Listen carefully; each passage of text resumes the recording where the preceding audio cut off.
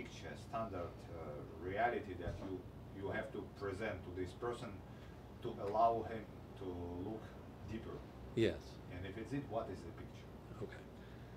So up to this point, I've been listening, but I've also been listening for clues.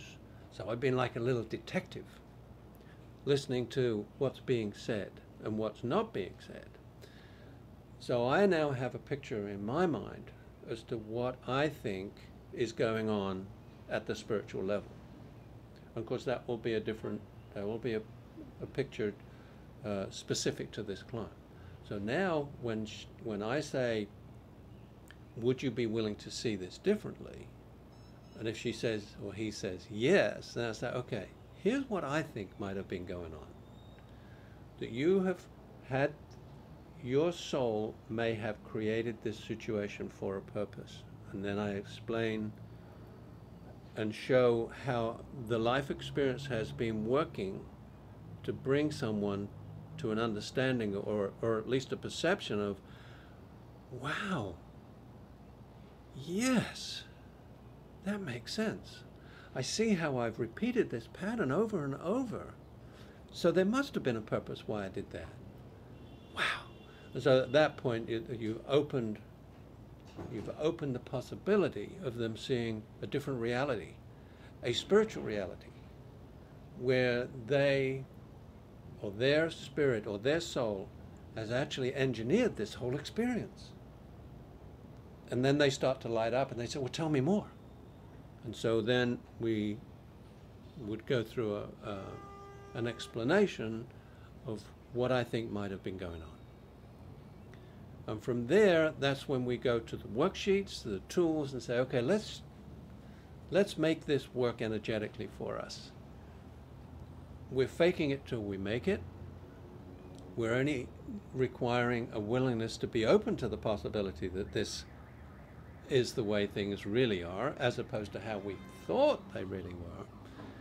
And so the tools will then help us to shift the energy. And then see how you feel afterwards.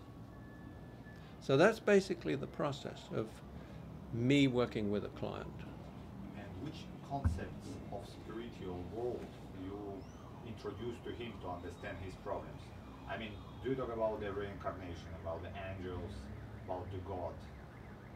Do you have kind of technology that works in this area just to give him some points to look, if it's possible to describe a little bit this one, what you give him to. Part of my job as a person, or as a coach, or as a therapist, is to first of all find out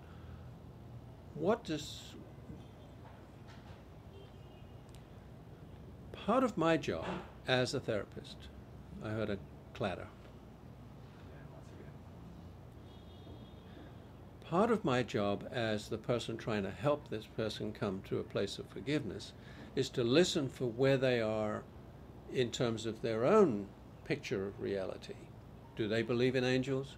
Do they believe in reincarnation? Do they believe in spirit guides? Do they even know that they have a soul?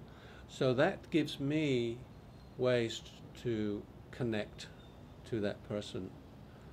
If, for instance, if reincarnation is something that they don't like, then I don't use it. Because it's not necessary for radical forgiveness to believe in anything, really. It's not even necessary to believe in God or even angels. So I work from what they believe and talk about the process of radical forgiveness in ways that they can relate to and are comfortable with. Okay? But usually, the kind of people that I get are usually quite comfortable with the ideas that they have a soul, that they were in existence before they were born and will probably be in existence after they've died. So most people have that view of reality, and so I usually am able to work with that. But the important thing about this whole process is that there is no prior belief necessary for it to work. If we just use the tools, which are very simple, just a simple worksheet or listen to a CD. If we just do it, see what happens. And so it's not necessary for them to come with any preconceived idea of reality, with the exception, and I think this is what you were asking, with the exception of the idea that we're more than just a human being, that there is a spiritual part to us, and there is a power greater than ourselves, even if we don't know what it is. That's as much as is necessary. But is it necessary for you, as a therapist, to have certain map of reality that you hold inside you and that you refer to? And if is it, could you describe this like, how do you see the spiritual world? What is for you?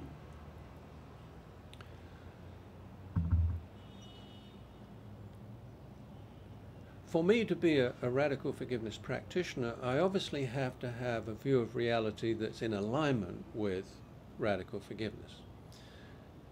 You will recall that step number 4 in radical forgiveness is that everything happens for a reason, that there is spiritual purpose behind everything that happens, and so on and so forth. So yes, so for me as the practitioner, I have to frame that